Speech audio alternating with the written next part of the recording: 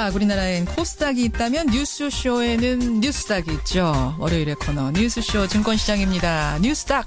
오늘도 두 분 나오셨습니다. 세밀의 정책연구소 허성무 소장님 어서 오세요. 예, 반갑습니다. 바른정당 노원병 당협위원장 이준석 위원장님 어서 오세요. 네, 안녕하세요. 목소리는 어떻게? 이제 회복기에 있지만 그래도 아직까지 시간이 걸릴 것 같습니다. 네. 저 대선 후에는 푹 쉬셨어요? 푹 쉬었는데 또 그동안에 또 이제 지역구도 그렇고 밀린 약속들 가고 이러다 보니까 과음을 하기도 하고 과식을 하기도 하고. 오늘까지는 아직 상태가 아직 회복이 썩 된 것 같지 않은 상황. 그나저나 문재인 정부의 닷새간의 일정은 허성무 소장님. 네네. 몇 점이나 주시겠습니까? 저는 좀 후하게 드립니다. A 플러스 95점 정도. 95점. 네네. 야, 5점은 뭐가 빠지는 거예요? 예, 그건 추미애 당 대표하고 이제 관계가 아주 원만해야 되는데 약간 껄끄러움이 하면 노출됐죠. 이제 그 부분은 제가 감점 5점을 드리겠습니다. 5점, 95점. 이준석 위원장? 저도 한 95점 드리겠습니다. 이준석 위원장도 95점입니까? 예, 딱 100점 될 수 있었는데요. 예. 딱 하나 스크래치 날 만한 게 뭐냐면은 그 유승민 경제부총리 입각설. 아하. 예, 사실 그게 모 언론사에서 그냥 보도한 거지만은 아니땐 굴뚝이 연기 안 난다고 언론사도 무슨 뭐 그런 뭐 무모한 기사를 마음대로 지어 쓰진 않거든요. 단독하면서 이제 나왔거든요. 청와대 관계자 이름. 적어도 뭐 여당 관계자 또는 아니면은 청와대 내에서 누군가가 뭐 본인의 바람 같은 것을 흘렸다라고 볼 수 있을 텐데 그게 사실 그래도 이제 지금 정계 개편이 예상되는 전국 하에서는 미묘하게 받아들여질 수 있는 부진점이 있거든요. 아니 땐 굴뚝에 연기 나랴. 그러니까 뭔가 청와대 공식 차원은 아니어도 뭔가가 있었을 가능성이 혹시 있지 않겠는가. 그랬다면 정말 실망이다. 그랬다면은 이제 형식이 잘못되었다. 형식이 적어도 유승민 의원에게 먼저 의사를 타진하고 했었어야 되는 것이고 만약 그런 게 진짜 그러면 의도가 없었는데 그렇게 갔다고 하면은 좀 무심한 거죠. 그러니까 지금 왜냐하면 지금 야당이 정계 개편이나 이런 것들에 촉각을 곤두세우고 있는데 이게 자칫 저희 당 지지자들이나 아니면 또 자유한국당 지지자들이나 아니면 또 국민의당 지지자들이나 아니면 민주당 지지자들에게도 다른 정당과 민주당이 무슨 뭐 저 연정하는 거 아니야? 이런 섣부른 이런 예측들이 나오게 할 수 있기 때문에. 그러니까 진정성은 있을 수 있어요. 왜냐하면 국민들이 정말 선거 기간 중에 유승민 심상정 너무 대단하다. 그렇죠. 경제, 노동 괜찮으니까 진짜 뭔가 좀 해봤으면 좋겠다. 이런 의견은 되게 많았거든요. 근데 이게요. 제가 그 경험상 해보니까 유승민 의원을 경제부총리로 하겠다는 정권은 너무 많았어요. 이명박 정부 때도 그렇게 하고 싶다는 사람도 있었고요. 너무 많았어요. 그다음에 저 누구야? 박근혜 정부 때도 보면은 언론 삼합평이 올랐었어요.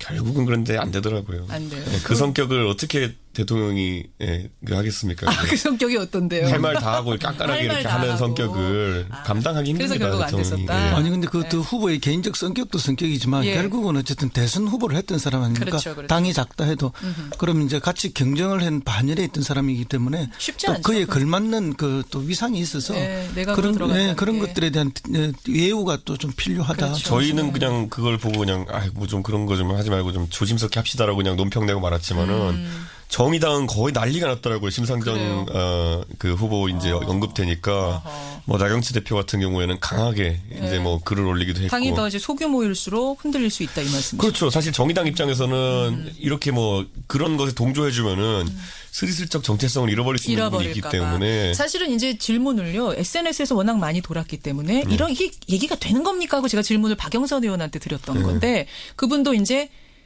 말하자면은 10만 명이 추천하면 누구든지 열려 있습니다라는 10만 명 추천제를 설명하는 과정에서 뭐든지 안 되는 건 없다 이런 의미였던 그렇죠. 건데. 열려 있다는 거죠. 그렇죠. 이제 그 다음 날 실제로 얘기가 오갔다 이런 기사가 한겨레에 나오고 뭐 이러면서 얘기가 커지어 간 거죠. 그런데 이제 국민들의 바람은 있죠. 이렇게 짜면은 이게 드림팀이 되고 좋지 않겠네. 국민들의 바람은 순수합니다. 그 바람 때문에 더 정폭된 그런. 국민들은 정치공학적으로 생각하시는 거 아니니까. 근데 약간 그런 느낌이 있어요. 그렇게 만약 베스트 멤버로 차리면은 그 소위 말하는 김태희 씨의 눈, 전지현 씨의 뭐 이런 뭐 이게 모든 조합하면은 사실 최고의 미인이 나오냐 또 하면 그건 아니거든요. 그러니까 하나의 스타일이라는 게 있어야 되는 건데. 정치란 것도 단순한 게 아니고 항상 계산을 해야 되다 보니까 이게 쉽지 않았다는 거. 자, 그래서 95점 얘기하다 우리 이렇게 됐죠. 전 점수 후하게 줬습니다. 어쨌든 95점. 자, 상한가부터 들어갑니다. 허성무 소장님. 저는 이낙연 총리 후보 내정자. 상한가. 뭐 알겠습니다. 이준석 위원장. 저는 국민의당의 의원들을 언급하겠습니다. 잠깐만요. 이거 상한가인데? 예. 민주당 아니고 국민의당 맞습니까? 뭐 당은 좀 약간 난감한 상황이 되어도 의원 개개인들의 몸값은 높아지는 상황입니다. 잠깐 기다리세요. 허성무 소장이 골라오신 이낙연 후보자는 뭐 이해가 되네요. 예, 그렇습니다. 이번 주에 또 화제가 될 수밖에 없는 게 뭐 많은 화제가 쏟아지고 있지만은 이제 청문회를 앞두고 있기 때문에 여러 가지 검증을 위한 이야기들이 나올 수밖에 없고 그러다 보면 자연히 이제 최고의 화제가 되는데 어쨌든 문재인 대통령이 선거 과정에서 반드시 비영남 인사 그리고 구체적으로 호남 인사를 이야기했는데 그렇게 이제 낙점이 되신 분인데 이분이 사선 국회의원을 이미 하셨고 그렇죠. 또 전남 지사를 하고 있기 때문에 정치와 행정 경험이 풍부합니다. 그런데 그 전에 뭘 하시는가 하면 언론사 기자를 했어요. 맞아요. 그 기자 하실 때 동아일보인가요? 예. 꽁꽁 깐깐 뭐 젠틀하지만 그런 특징이 있었죠. 근데 정치하시면서 많이 부드러워지고 스킨십이 아주 커지면서 이렇게 골고루 이렇게 겸비된 분이에요. 여야를 다 그렇죠. 막론하고. 그리고 이제 뭐 이번에 그 아들 군 병력 문제에서 보셨지만 뭐 군에 갈 수 없는 사정이 됐는데 거꾸로 군에 보내겠다고 백무청에 탄원서를 보내는 하고. 이런 것들이 철저하게 준비되어 있는 또 자기 관리가 철저한 그런 사람이다.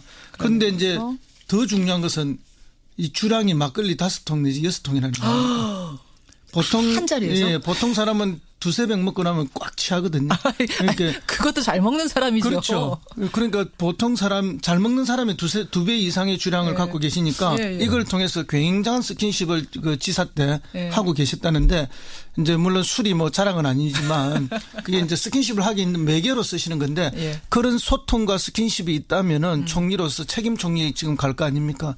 여야를 넘어서 또 공직 사회 전체를 잘 아우를 수 있지 않을까? 아니 어제 제가 이제 안민석 의원님만 듣기로는 굉장한 술적으로는 캐릭터가 있으시다고 하는 게 무슨 캐릭터? 되게 이제 잘 취하신다. 이건 뭐냐면은 흥을 잘 이렇게 돋구신다. 하지만 절대 주사는 없다. 그건 또 철저한 자기 관리. 굉장한 장점이 이 두 가지가 결합된 최고의 극강의 그 친교 캐릭터라고 합니다. 극강의 친교 캐릭터 이낙연 내정자. 그러면 이준석 위원장도 이 인사 괜찮게 보세요. 왜냐하면 제가 왜 질문 드리냐면 바른정당에서 한 가지를 지적했어요. 뭐냐면 현직 전남지사 아니냐. 그러면 전남은 어떻게 되는 거냐. 부득이하게 공석이 될 텐데 1년 동안 홍준표 지사 케이스랑 비교하면 어떻게 되는 거냐 이거 지적했잖아요. 당 차원에서. 그런데 지금 시점에서 이제 새 정부 출범할 때 어떤 인사들을 최고 인재풀로 구성하는 과정 속에서 뭐 어차피 보궐선거가 생기는 것도 아니고 이러다 보니까 그 정도는 뭐 이해할 수 있다는 생각이 들고 바른정당이 그 정도 지적했다는 거는 사실 큰 다른 문제가 없다는 것을 의미하는 것이기 때문에 저는 뭐 사실 저희가 뭐 물고 들어져 가지고 뭐 임종석 실장이나 사상 검증하고 이런 것까지 가지는 않거든요. 바른정당은 되게 그렇게 돼 있고 저는 약간 이제 그 이낙연 총리 후보자 보면서 무서웠던 게 긍정적 의미에서 무서웠던 게 그 탄원서 있잖아요. 탄원서. 우리 아들 보내주십시오 군대. 그게 이낙연 그 당시 의원이죠. 그 얼마나 법대 나오셔가지고 다 아시잖아요. 이게 탄원서 넣는다고 들어갈 수 있는 건 아니라는 거를.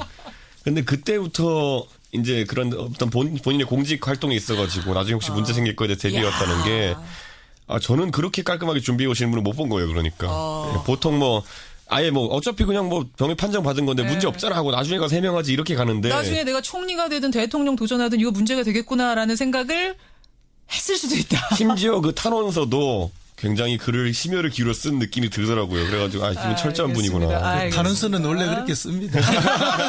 그렇게 쓰는 거고 저도 옛날에 남의 탄원서를 굉장히 많이 써준 적이 있습니다. 탄원서 전문이시군요. 30년 전에 어디 있을 때. 그래요. 그런데 이제 뭐 어쨌든 그 방금 전남 그 도지사를 간두는 것 때문에 걱정하셨다는데 이런 경우에는 오히려 이제 정반대의 경우죠. 전남도민이든 강주시민이든 호남 주민들이 오히려 더 강력하게 바라고 소망하는 것이기 때문에. 그러니까 홍준표 지사 같은 경우도 절차대로만 했으면 괜찮은데 꼼수를 써가지고 지적을 받은 거잖아요. 사실은. 다 법에서 정해진 거 그대로 하면 되는 건데. 그러니까 지사다 나간 그 자체를 뭐라고 한 건 아니었어요. 그렇죠. 그때도. 그리고 이번에는 오히려 호남 주민의 기대가 굉장히 크지 않습니까? 알겠습니다. 저는 이번에 그리고 뭘 느꼈냐면요. 이거 전남지사를 어쨌든 그만두시고 가셨잖아요. 이낙연 지사가 솔직히 굉장히 도정을 잘하셨기 때문에 다음번에 재선이 거의 확실시되는 상황이었잖아요. 그래요. 그런데 여기서 이제 이낙연 지사가 빠져줬다는 거는 사실 호남 쪽 이제 현역 의원이나 전현직 의원들에게 던지는 메시지도 큽니다. 내년 지방선거를 앞두고 거기 이제 경쟁을 뛸 수 있는 인사들이 많아졌다는 걸 의미하기 때문에 정치적으로 보면은 약간 일타 양피라고 할 수 있는 그런 좋은 수였다. 그래서 그렇게? 아마 이거는 국민의당에 대한 어떤 국민의당 호남계 의원들에 대한 배려 차원일 수도 있다. 의미도 좀 있을 것이다. 국민의당에 왜냐하면 지금 호남 다선 의원들이 좀 있잖아요. 그렇죠. 그분들 같은 경우에는 충분히 이제 민주당으로 와서 지사 레이스에 한번 뛰어볼 만한 가능성도 생깁니다. 그런 걸 던지는 더 거다. 재미난 게요. 저기 이번에 그 국민소통 그 수석된 윤찬영 그 수석이 있지 않습니까? 예. 이분이 이제 초임 기자 시절에 우리 부장이 바로 이낙연 지사 내정제래요. 그래요? 네, 그래서 뭐 엄청나게 훈련을 시켰다는 소문이 있어요. 그래서 이제 지금 관가에 윤영찬. 관가에 쭉 도는 이야기는 그런 캐릭터가 있기 때문에 이 장관들 책임 장관들이 뽑히면은 총리한테 꼼짝을 못할 것이다. 그런 뭐 지금 벌써 예견이 나오고 있는 상황입니다. 알겠습니다. 청취자 백일선님 아까 이낙연 지사 탄원서 얘기 들으시고 아버지 저한테 왜 이러세요? 아들이 그랬을 거다. 눈물 두 줄기. 아들한테 말해줬겠죠. 너 어차피 이런 데 안 가. 걱정하지 마. 이렇게 얘기했겠죠. 설마 아버지가 이렇게 무심하게 이렇게 하셨으니까. 아니 그렇게까지 강한 나오시면 안 되고. 어쨌든 상한가입니다. 이낙연 지사. 자, 상한가 이준석 위원장은 국민의당 의원들을 뽑아오셨는데 여기는 좀 갸우뚱해요. 상처가 큰 당인데. 그렇죠. 그런데 당이 이제 소위 말하는 국민의당이 지금까지는 우리가 인식하기로 안철수 후보를 중심으로 좀 뭉쳐있는 당이었다. 뭐 그 안에서 개파가 여러 존재한다는 이야기도 있었지만 결국 그걸 묶어주는 건 안철수 후보의 개인의 뛰어난 경쟁력이거든요. 그런데 그것이 이제 일시적으로 사라짐에 따라 가지고 대선이 끝나면서 그래서 아마 지금 90력보다 원심력이 작용할 가능성이 높다. 그랬을 때 민주당 입장에서는 소위 말하는 호남 지역 의원들을 골라받는 것이 지금 정계 개편에서 첫 번째 단계일 것이기 때문에 호남 지역 민주당 의원 중에 뭐 대선 때 아주 열심히 이렇게 뭐 문재인 대통령을 뭐 속된 말로 공격했던 사람들 말고는 다들 내심 기대를 좀 하고 있을 겁니다. 그러니까 당 차원에서 뭐가 아니라 개별적으로 그렇죠. 땡겨 오길 바라는 그렇죠. 러브콜을 보낼 거다. 그리고 국민의당 입장에서는 지금 뭐 바른정당과 연대를 추진하겠다라고 이야기하지만은 호남계가 빠져나간 국민의당이라는 것은 오히려 그 안에 남아있는 나머지 구성원 비례나 아니면 수도권 의원들에게는 굉장히 취약해집니다. 왜냐하면 호남 경쟁력이 높은 당이 국민의당이지 수도권 의석 들고 여기서 더 가가지고 어떻게 버티겠냐라는 생각을 할 수 있기 때문에 그렇게 되면 양쪽으로 몸값이 올라가는 상황이 생깁니다. 국민의당에서는 꼭 잡아야 되고 민주당에서는 한 명이라도 더 영입하고 또 싶고 바른정당에서도 또 영입하고 싶은 생각이 생기는 것이 사실이고 아니면 또는 아까 말한 통합이라든지 이런 것들에 대한 욕구가 생기기 때문에 사실 바른정당도 지금 국민의당과 연대설 통합설이 나올 때마다 많은 분들이 반대하는 이유는 이제 그 박지원 대표를 중심으로 한 좀 이념과 정책적으로 맞지 않는 분들이랑은 좀 그렇게 하지만 나머지 예를 들어 김성식 의원은 원래 같이 있던 분이거든요. 바른정당 분들과 특히 친하고 그러다 보니까 그런 분들에 대해서는 언급이 또 좋게 나오고 있는 상황이라서. 자, 여기서 정말로 얘기가 오가고 있습니까? 물밑에서? 통합의 논의? 개인 단위로는 그냥 밥 먹다가 그냥 얘기할 수 있겠지만은 이게 당대당으로는 안 될 거고요.